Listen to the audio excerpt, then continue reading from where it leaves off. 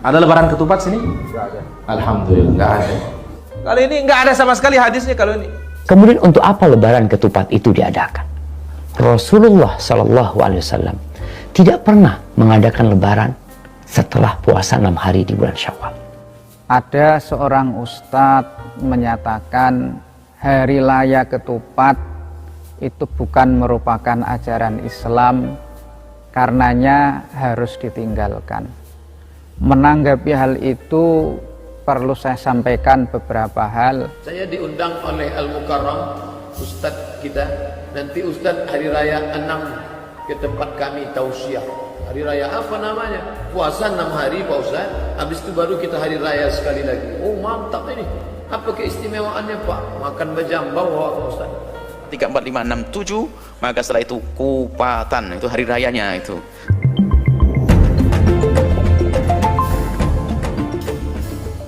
Bolehkah kita merayakan lebaran ketupat? Ada lebaran ketupat sini? Enggak ada. Alhamdulillah, enggak ada. Ya, ini disebut difatwakan oleh para ulama kita, di antaranya Syekh Ibnu Utsaimin rahimahullah taala, dan sebelumnya jauh-jauh Syekhul Islam abad ke-7 atau abad ke-8.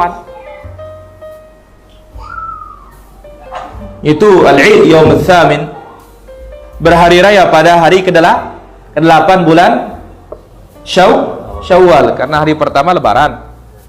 Hari kedua mulai start puasa. 2, 3, 4, 5, 2, 3, 4, 5, 6, 7. Habis 6 hari, kemudian yang ke-8 lebaran. Ada takbirannya lagi. Iya. Nanti sholatnya apa? Duha berjamaah. Ini sudah di berjamaah. Cocok apa yang dikatakan oleh Ibn Abbas radhiyallahu anhuma. La yati 'alan nasi 'amun illa wa ahdatsu fihi bid'ah wa amatu fihi sunnah hatta tahyal bid'ah wa tamutas sunnah.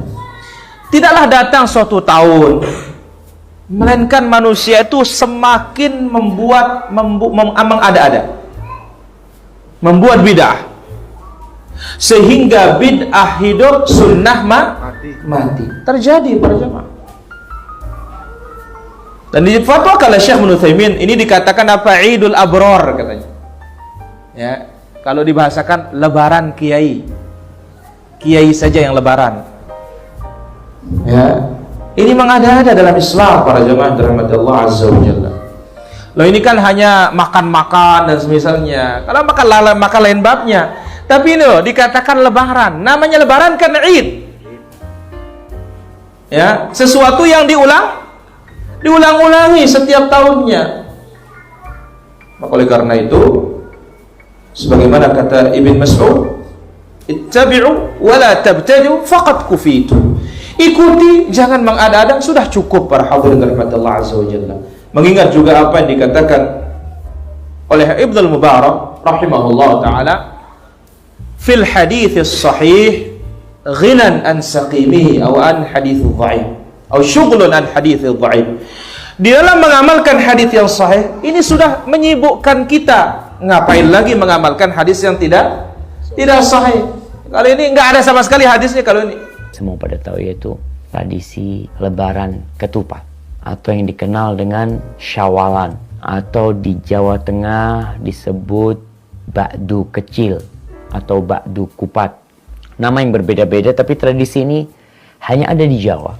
Kalaupun ada di tempat lain, ada di Ana baca, ada di Lombok, kemudian di Manado, kemudian ada di Kolaka.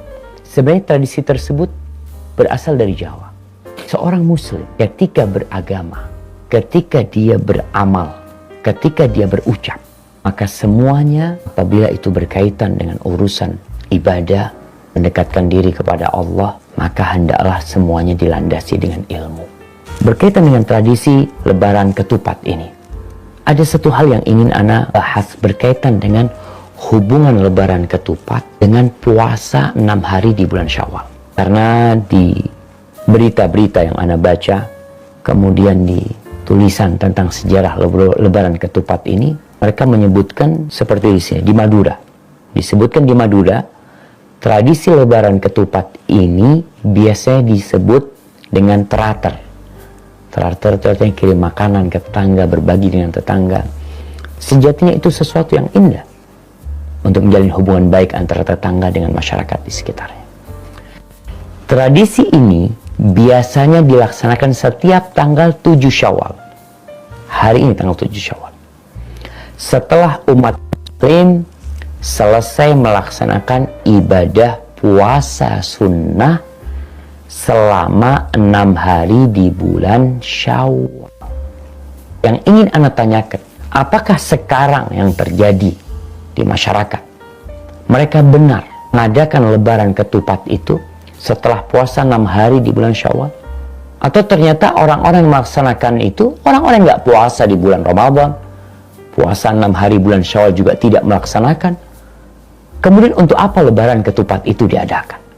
Rasulullah SAW tidak pernah mengadakan lebaran setelah puasa 6 hari di bulan Syawal. Wallahu a'lam bishawab. Yang Anda lihat, lebaran ketupat ini terus dihidupkan, terus dilestarikan. Puasa 6 harinya nggak ada. Dalam Islam, Islam bukan agama yang menentang tradisi. Selama tradisi tersebut tidak bertentangan dengan syariat, maka boleh-boleh saja. Tapi dalam urusan beragama, ingat, kita mengikuti Rasulullah SAW karena beliau panutan. Kalau memang Sunan Kalijogo mengadakan acara tersebut untuk 6 hari Syawalnya, maka yang harus kita lakukan adalah puasa 6 hari di bulan Syawal. Itu yang kita lakukan. Tapi kita perlu berbicara sekarang tentang apa hukum puasa 6 hari di bulan Syawal. Karena ternyata kita akan lihat ada sebagian ulama yang membencinya, yang memakruhkannya. Karena ditakutkan nanti orang-orang awam, orang-orang yang nggak pernah tahu dengan agama ini, yang nggak belajar tentang Islam dengan benar, meyakini 6 hari Syawal ini wajib. Nanti jatuhnya yang kita bicarakan, lebaran ketupat itu dianggap sesuatu hal yang harus diadakan. Kalau tidak diadakan, ya nanti bisa kualat, bisa ini, bisa itu, macam-macam. Kita akan melihat bagaimana pendapat para ulama tentang puasa 6 hari di bulan Syawal ini. Ana akan membacakan apa yang ditulis oleh kitab Ensiklopedi Fikih Kuwait. Ini kumpulan dari pendapat 4 madhab. Kemudian mereka berusaha untuk menyodorkannya kepada kita sehingga kita tidak perlu buka kitab ini, kitab itu. Mereka mengumpulkannya di sini. Disebutkan bahwa jumhurul fuqaha dari ulama Malikiyah, dari ulama Syafi'iyah, dan dari ulama Hanabilah, kemudian dari ulama mutaakhir Hanafiyah, mereka berpendapat bahwa sunnahnya puasa 6 hari di bulan Syawal setelah puasa Ramadan. Ada seorang ustadz menyatakan hari raya ketupat itu bukan merupakan ajaran Islam, karenanya harus ditinggalkan. Menanggapi hal itu perlu saya sampaikan beberapa hal. Pertama, hari raya ketupat itu merupakan tradisi masyarakat Indonesia. Pertama kali muncul pada masa Sunan Kalijogo, di mana Sunan Kalijogo saat itu mengenalkan hari raya ketupat pada hari ke-8 di bulan Syawal, yaitu seseorang membuat ketupat lalu memasaknya dan membagikannya kepada sanak saudara, kepada orang yang lebih tua, atau dibawa ke masjid, ke musola untuk dimakan bersama-sama. Dengan demikian, hari raya ketupat itu merupakan tradisi umat Islam yang ada di Nusantara ini. Namun demikian, secara esensi, hari raya ketupat itu tidak bertentangan dengan syariat Islam. Karena sesungguhnya ada 2 esensi penting dalam hari raya ketupat ini. Pertama, wujud rasa syukur kita kepada Allah Subhanahu wa Ta'ala atas nikmat, kekuatan, keimanan, dan juga taufik sehingga kita bisa berpuasa selama 6 hari di bulan Syawal. Kita tahu semuanya bahwa puasa Syawal itu disyariatkan di dalam Islam. Manfaatnya sangat besar, pahalanya pun juga sangat besar. Disebutkan di dalam kitab Sahih Muslim. Rasulullah Shallallahu Alaihi Wasallam bersabda, "Man shoma Ramadhana summa atba'ahu bisittin min Syawal kana kasyamid dahar." Barang siapa yang puasa di bulan Ramadan kemudian mengikutinya dengan 6 hari di bulan Syawal, maka pahalanya sama seperti puasa setahun. Kemudian yang kedua, di dalam Lebaran Ketupat itu ada yang disebut dengan sedekah. Ketika ketupat itu sudah matang, kita sedekahkan kepada kerabat, kepada tetangga, ataupun kita bawa di musola ataupun masjid untuk kita makan bersama-sama. Itulah makna dari sedekah. Sedekah itu dalam Islam sangat dianjurkan dan faedahnya sangat banyak sekali. Disebutkan di dalam kitab Sunan Ibnu Majah, Rasulullah Shallallahu Alaihi Wasallam bersabda, "Ayyuhan nas, afshus salam, wa at'imut ta'am, wasilul arham, wasallu billaili wan nasu niyam, tadkhulul jannata bisalam." Hai manusia, sebarkanlah salam, berikanlah makanan, sambunglah tali silaturahmi, sholatlah kalian di waktu malam di saat orang-orang tertidur, maka niscaya kalian akan masuk surga dengan selamat. Untuk bisa masuk surga dengan selamat, di situ disebutkan dengan at'imut ta'am, yaitu memberikan makanan atau yang disebut dengan sedekah. Sedangkan Lebaran Kupat itu kita sedekah dengan ketupat. Selain itu, ketupat itu banyak sekali filosofi yang terkandung di dalamnya. Ketupat itu bahasa Jawanya adalah kupat.